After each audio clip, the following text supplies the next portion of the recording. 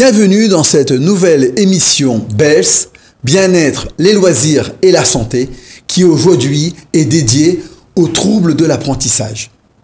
Ces troubles de l'apprentissage, bien sûr, nous avons la chance, encore une fois, comme souvent d'ailleurs, d'avoir des spécialistes pour nous éclairer. Et pour cela, nous accueillons Madame Marion Favier, qui est orthoptiste. C'est ça, sur Brapanon. Orthoptiste à Brapanon. Vous connaissez notre chroniqueuse habituelle, Christelle Cuche. Bonjour. Psychologue. Bien sûr, nous retrouvons avec plaisir Emmeline Lode, notre enseignante en activité physique adaptée. Bonjour. Et nous accueillons aussi Thibaut Toison, qui est un des jeunes qui justement est porteur d'une dyslexie et qui va partager ça avec nous. Bonjour. Voilà, alors sans plus attendre, je vous propose de regarder le premier reportage qui donnera quelques définitions et quelques éclairages. Les troubles 10, parlons-en avec notre chroniqueuse psychologue, une orthophoniste et une orthoptiste. Bonjour tout le monde. Comment reconnaître une 10 ? On ne parle plus de troubles 10. On parle aujourd'hui de troubles neurodéveloppementaux. Ces troubles neurodéveloppementaux concernent les troubles du spectre autistique, la déficience intellectuelle, les troubles de l'attention avec ou sans hyperactivité, les troubles du langage oral comme la dysphasie, les troubles de la coordination, les dyspraxies, et tout ce qui est troubles spécifiques des apprentissages comme la dyslexie, la dysorthographie et la dyscalculie. Mieux vaut parler de troubles 10 pour plus de facilité de compréhension par tout le monde. En fait, un bilan ophtalmologique qui nous a mis déjà orientés vers un trouble de la vision. Alors parfois ils arrivent directement envoyés par le médecin. Justement avec la professionnelle Madame Favier, tout ce qui est rééducation des yeux. Et elle-même après nous orienter vers un bilan neurovisuel et un diagnostic aussi chez un orthophoniste. Je pense que ce qu'il faut retenir, c'est quand on parle d'un trouble 10, il faut garder en tête qu'il y a un défaut d'automatisation des processus. Et quand ça ne s'automatise pas, forcément l'enfant ou l'adulte qui est porteur de 10 mettra plus d'efforts, plus de mémoire, plus de concentration pour réaliser. Oui, c'est la plainte du patient, souvent des parents, des enseignants qui orientent des enfants. Et c'est des enfants qui vont être dans le refus, dans l'opposition, parce qu'ils sont en souffrance. Si un enfant arrive, par exemple, les parents disent il a du mal à parler, ses phrases elles sont pas correctes, les mots sont déformés, on va faire un bilan du langage oral. Alors, effectivement, on parle de test de QI parce que c'est ce qu'on connaît depuis très longtemps, sauf que le QI n'est pas du tout ce qui est le plus important. En fait, le test de QI va nous permettre d'aller repérer parmi différents indices du fonctionnement intellectuel les spécificités d'un fonctionnement cognitif. Des répercussions fonctionnelles que ça peut avoir pour l'enfant. Donc c'est pour ça que oui, on a un rôle un peu spécifique. Ça ressemble un peu à ce qui se passe chez l'ophtalmo, mais ici l'objectif est bien différent. Les difficultés visuelles vont forcément se ressentir dans tout ce qui est apprentissage de l'écriture aussi, parce qu'elle a la difficulté à voir les lignes, à écrire entre les lignes. Alors on fait travailler tous les muscles et puis les mouvements qu'on appelle des poursuites, arriver à suivre une cible en déplacement, pouvoir aller prendre les informations visuelles de façon plus stable. C'est un aller-retour des yeux d'une figurine à l'autre. Trop tard, à 6 ans, s'il y a un œil par exemple qui ne s'est pas développé, à partir de 6 ans, ça va être vraiment très difficile de récupérer, voire impossible. Alors que si on fait des bilans qui sont préconisés, donc vers 9 mois, 2 ans et 5 ans, là on a toutes les chances pour optimiser la vision de l'enfant. Dans le cadre de la rééducation, tout ce qui est autour des 10, là il n'y aura pas forcément d'intervention médicale, mais simplement on va essayer donc de trouver des moyens pour pallier aux difficultés. On place des stratégies d'apprentissage de lecture et d'écriture qui sont forcément vérifiables entre on va dire, le CP et là les en CE1. En une année, il y a eu une belle progression. Et on va voir des choses qui vont s'améliorer. Chez un dyslexique, on verra une vitesse de lecture qui va être plus rapide. On verra moins d'erreurs. On verra un meilleur accès au sens de ce qui est lu. Ces temps d'écran sont déterminés par la Haute Autorité de Santé et d'ailleurs, je crois que Madame Marin, dans son cabinet, elle a ce qu'il faut. Effectivement, venez avec moi. Dans ma salle d'attente, j'ai mis des affiches qui permettent d'informer les familles et les enfants. Alors, dès l'arrivée dans la salle d'attente, ils peuvent constater des affiches ici qui reprennent ici en fonction des âges les conseils. Donc c'est-à-dire pas d'écran avant 3 ans, hein, vraiment on insiste là-dessus. Et à partir de 3 ans et au-delà, des temps d'écran par jour, toujours avec un adulte. On a terminé le mercredi, c'est marathon. L'après-midi, c'est des séances d'orthophonistes. Et tous les mercredis matins, c'est l'orthopsie. En fait, ils vont, de par cette particularité, ils vont compenser parce qu'ils vont développer une adaptabilité, une stratégie d'adaptation beaucoup plus précoce que d'autres enfants et qui vont leur permettre très certainement de s'adapter plus facilement au monde actuel. Alors, s'il y a des petits décalages de niveau sonore, je dédouane automatiquement les techniciens, c'est au montage que j'ai dû rater quelque chose. Ceci étant dit, nous avons donc plusieurs définitions qui ont été apportées. Est-ce qu'il y a des choses qui manquent dans ce reportage, Madame Favier? Là, on a un bon panel de tout ce qui peut être... De la prise en charge? Ah oui, au niveau... Oui, la prise en charge et tous les troubles qui peuvent exister, oui. Donc là, on a l'orthoptiste. D'ailleurs, je ne suis pas dysorthographique et pourtant, il y a eu un H de trop, je crois. Ah oui, Elena, c'est sans H. Ah, c'était Elena, c'était pas orthoptiste. Ah non, non. D'accord, c'était une aparté qu'on se faisait tout à l'heure. Donc, sur ces troubles de l'apprentissage, on dit des gens porteurs de 10. Oui, bien sûr. Effectivement, comme tout trouble cognitif peut représenter un handicap et à partir de ce moment-là, la personne est porteuse de ce trouble. La personne est porteuse de ce trouble. Est-ce que tu te présentes comme ça, Thibaut? Quelqu'un qui porte un handicap, moi, pas vraiment. Enfin, moi, je vois pas... comment dire ça? Que pour moi je me traite, pas comme un enfant normal, je sais que je suis différent, mais envers les camarades. Oui, tu vis normalement. Oui, quoi. voilà. Tu n'en fais pas une fixation et tu vis heureux et équilibré. Oui, voilà. Justement, on va pouvoir retrouver Thibaut lorsqu'on l'a suivi dans son lycée, où justement Thibaut est candidat au bac tout en étant non lecteur. Mercredi, 6h30, nous quittons l'univers Marvel de la chambre de Thibaut et l'accompagnons jusqu'à l'école. S'il a des devoirs et compagnie, de ne pas s'inquiéter, comme il a été préparé justement avec la tante la veille. En fait, elle lit toutes les leçons, tous les cours et j'apprends par cœur. Pourquoi elle lit tout pour toi? Parce que je ne lis pas. La veille et les jours précédents, parce que préparer un devoir, on le fait sur plusieurs jours. Je n'arrive pas à lire ni à écrire. Souvent des fois le matin là, c'est un petit débriefing entre hommes déjà, dire ça comme ça, c'est notre moment à nous. Et il est hyper sensible comme je dirais la majeure partie des enfants porteurs de troubles. Hein. Et donc ce qui fait qu'il n'y a pas besoin de grand chose pour enrayer la machine. J'arrive à 6h43. Oui, je suis en avant, je vais voir des copains. Oui. D'accord, allons-y. Et là, quand il y a par exemple des textes et qu'il y a à la fois des dessins, comment ça se passe? J'essaye de comprendre cette histoire par les dessins. Là, on peut constater qu'il y a Luigi qui parle à Kirby et que Luigi se prend plus fort que Kirby. Est-ce que c'est fidèle? Un peu. Et alors, qu'est-ce qu'il y a de plus que Thibaut ne pouvait pas voir, par exemple? En fait, Luigi, c'est le dessinateur qui a redessiné Luigi pour qu'il soit plus fort. Mais sinon, à part ça, c'était compris. L'I2D, le cinéma et l'I-Tech, et physique, chimie, mathématiques, et les maths, et l'espagnol. C'est sur ton emploi du temps où ça correspond? Oui, par rapport aux différentes couleurs. On a des élèves porteurs de handicap, oui bien sûr. On a une trentaine d'élèves à besoins particuliers.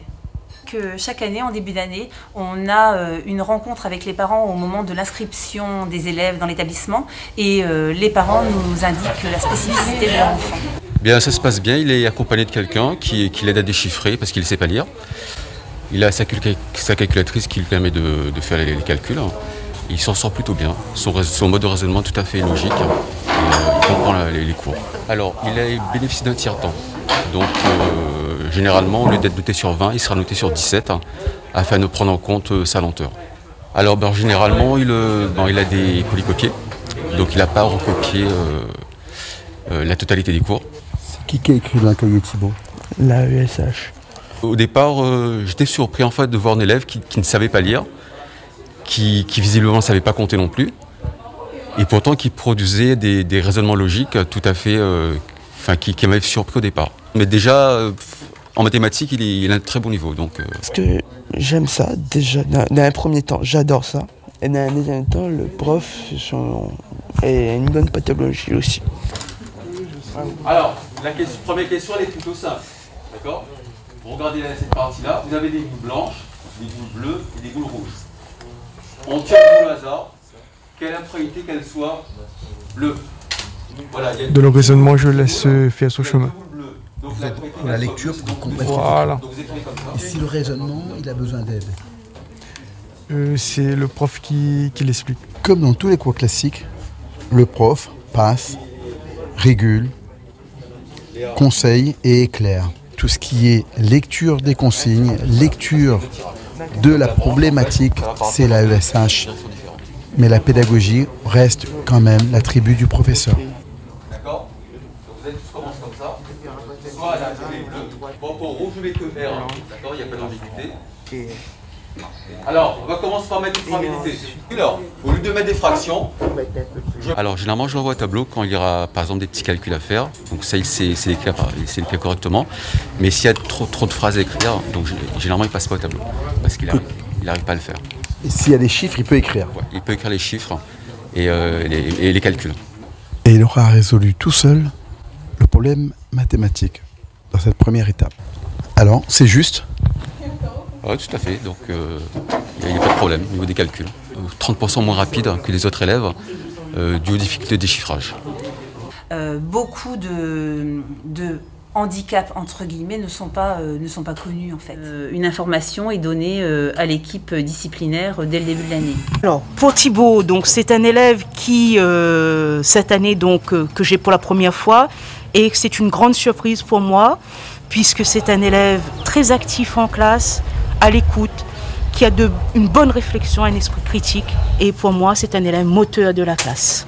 D'abord, ils sont répartis dans différentes classes. On n'a pas tous les élèves porteurs de handicap qui seraient dans une seule classe. Les enseignants ont la connaissance de la spécificité de Thibaut. Ils essaient d'aménager en fait au mieux les consignes ou les exercices pour que Thibaut puisse s'en sortir. Au lycée Amiral Bouvet, on a l'habitude de dire détac barreau. Volvemos a empezar. Agrado es agredida porque ella es prostituta por su cliente. Vemos que distribuyen preservativos. Ah, d'accord. ¿Para qué? J'aime bien les cours d'espagnol, c'est quelque chose que j'apprécie aussi. C'est les cours de maths plus difficiles? Les cours de langue, parce qu'il faut comprendre qu'est-ce que la prof dit. Thibaut, je le suis depuis qu'il est au CE2, donc ça fait 8 ans que je suis avec lui.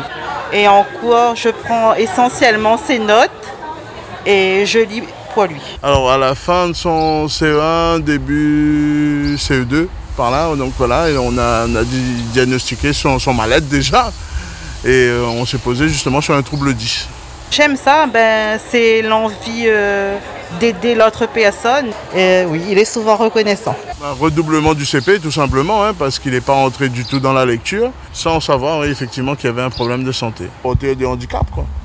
Quand on regarde ces photos-là, jamais on se serait douté qu'il y a eu la tante qui est là actuellement, qui l'aide à faire ses devoirs, qui nous disait qu'il fallait chercher autre chose et faire d'autres investigations, un diagnostic pour l'apprentissage.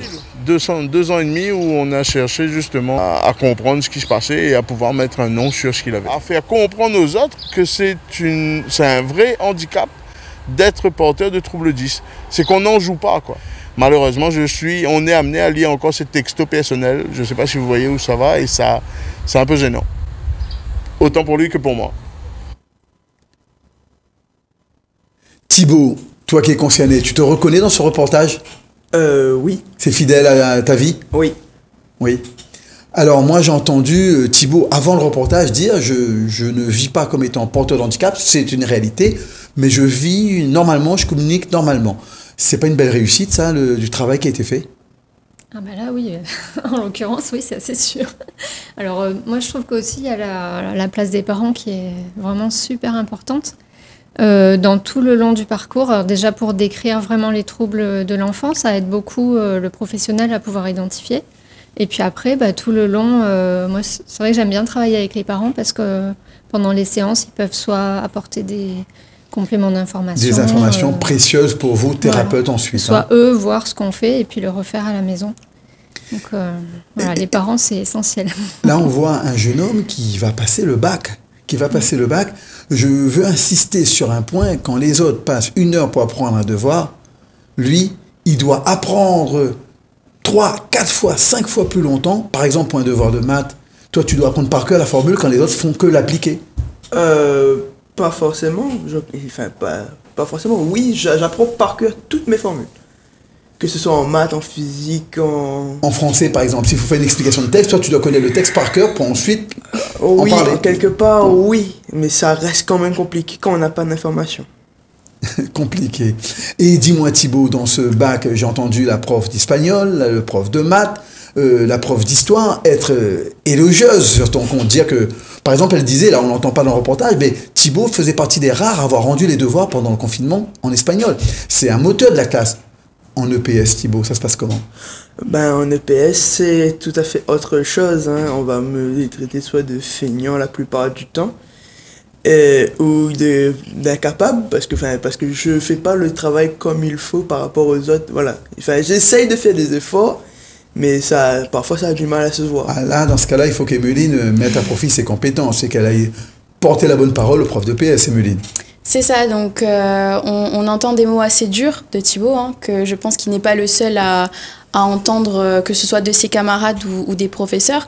Donc là, l'important pour le professeur, c'est d'être informé et d'être formé également sur ces troubles 10 en adaptant les cours de PS à ces troubles justement. On n'est pas là pour indexer, on est juste là pour dire qu'il y a des ressources documentaires, on peut se renseigner et apporter un mieux-être à ces gens. Exactement, donc c'est important de s'informer. Donc comme a dit Jean Do, en tant qu'enseignante en activité physique adaptée, je peux également répondre aux questions dont les professeurs... Est-ce que vous avez des exemples concrets d'aménagement possible, par exemple pour les activités sportives en EPS ou en club? Oui, bien sûr. Pour un élève porteur de troubles, on peut facilement l'associer d'office à un camarade qui pourrait l'aider tout au long de la séance. On peut mettre en place des systèmes de couleurs. Donc comme pour son emploi du temps, il arrive à se repérer. Donc c'est important de trouver des petites astuces qui permettent d'adapter l'activité physique, oui. Et certaines activités, par exemple, lorsqu'il y a des troubles visuels, les sports collectifs, il y a obligation de lier à la trajectoire d'une balle, une anticipation de coïncidence. Est-ce que ça se répare ou est-ce que finalement il y a des sports qui ne seront peut-être pas adaptés? Alors, on ne va pas avoir vraiment d'adaptation au niveau sportif, mais c'est des choses qu'on va pouvoir travailler en séance. Donc, comme on a vu dans le reportage, par exemple, il y a une petite barre avec des diodes, voilà.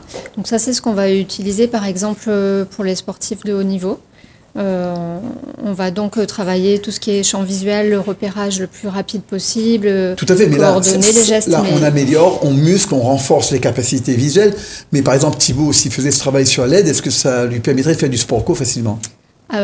Ça ne va pas ça ne va pas changer. Voilà, non. Donc, soit la programmation ou soit une tolérance dans ses capacités.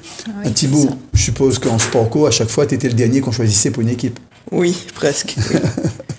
Mais aussi, il y a la camaraderie. Parfois, on te prend dans une équipe parce qu'on est content de t'avoir avec nous. Et toi, tu participes. Bah oui. Là, je participe un peu plus, oui. Tu aimes le sport co? Tu en fais lequel? En EPS, tu en as fait? Le sport co. Sport co, foot, non, pas vraiment. Dans l'établissement, non. T'es plus à l'aise sur les sports individuels? Non, pas forcément. parce que j'ai pas beaucoup de temps pour me pratiquer extérieurement de l'école. Voilà. C'est normal. En passant tout ce temps à devoir faire des devoirs pour préparer le devoir, ça ne laisse pas beaucoup de temps pour aller pratiquer du sport. Il faut aussi en tenir compte, Madame Cuche. Bien sûr. Et tout à l'heure, Madame Marin, orthophoniste, dans le reportage, parlait des efforts cognitifs.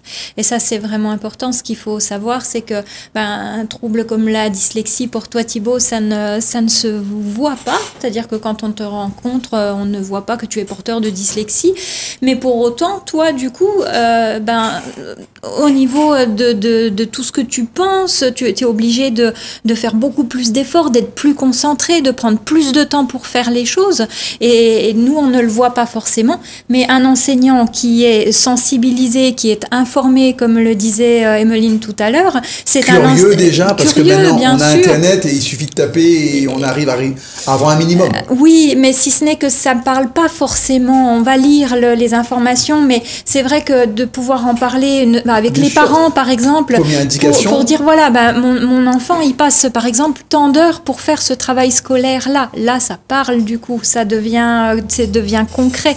Et c'est ça dont les enseignants et même les parents ont besoin comme information pour comprendre les troubles. Oui, et effectivement, Emeline l'a dit, elle est prête, elle ou d'autres enseignants, à répondre à ces spécificités en besoin. Madame Favier, je rebondis sur quelque chose qui a été entendu dans le reportage, pour tout ce qui est de la vue, qui va avoir des conséquences sur la lecture, sur les apprentissages, sur même la pratique physique, parce que ça peut générer une dyspraxie, on ne peut pas voir où on place ses pieds correctement. Ça se répare jusqu'à 6 ans si on a été diagnostiqué très tôt, c'est bien ça? Alors en fait, il faut qu'on fasse un dépistage avant 6 ans. Donc l'œil, quand on est, n'est pas terminé, on va dire. Et donc jusqu'à 6 ans, il grandit. Si à ce moment-là, il y a quelque chose qu'on n'a pas dépisté à temps, ça va être compliqué de récupérer. Et après, on n'apprend que à vivre avec et à trouver les stratégies, je dirais, d'adaptation, comme disait la dame. Oui, voilà, selon la pathologie. Parce que bon, des fois, une paire de lunettes ne suffit pas pour voir bien. Vous savez, quand vous me dites une paire de lunettes, ça m'évoque quelque chose. Un jour, un collègue gentil, investi et a un souci de justice, disait qu'un élève, parce que je suis prof de PS, c'est un secret pour personne, avait une trop bonne note, il avait eu 15, parce qu'en EPS, et il avait fait un toile à vélo. Il est dyspraxique. Je lui ai dit, oui, mais tu sais, quand tu vois tous les efforts qu'il faut pour lui, pour faire du vélo, il faut que quelqu'un roule derrière lui pour lui dire comment passer vitesse. Non, pas cette main-là, l'autre main droite. Non, toi de vélo, le haut c'est de faire comme ça. Il doit lui montrer parce que droite, gauche, faire du vélo c'est changer les vitesses et c'est pas facile. Et oui, mais on me dit, mais on doit noter tout le monde avec impartialité. Et je me rappelle lui avoir proposé gentiment, eh bien, faisons un devoir de français ensemble et on vient tous à égalité. L'élève aussi m'a dit, aucun problème, oui, un devoir simple. Mais par contre, tu viendras sans tes lunettes. Je dis, mais je vois pas sans mes lunettes. Je dis, mais oui, mais tu as dit à égalité. C'est toute la question de l'égalité ou de l'équité. C'est ça. Voilà. Et je crois qu'il faut de plus en plus qu'on réfléchisse en termes de situations équitables pour chacun. C'est important de donner les outils aux personnes qui en ont besoin. Comme je disais, par exemple, être aidé par un camarade, donc c'est porter des lunettes à sa façon, par exemple. Oui, ou bien avoir un tiers-temps supplémentaire quand c'est diagnostiqué, reconnu et pris en charge, avoir un ordinateur, des feuilles où les photocopies sont écrites en grand, ça a été dit dans le reportage, mais avant tout, de la bienveillance. De la bienveillance, c'est au-delà des textes, au-delà des contextes institutionnels pour mettre une note, par exemple, ou accueillir quelqu'un. Si le cœur y est, on trouvera toujours la petite adaptation nécessaire et qui fera toute la différence. En tout cas, ne nous quittez pas parce que l'émission n'est pas terminée. On va retrouver dans une deuxième partie justement des propositions d'adaptation, notamment sur une aide aux devoirs. À tout de suite.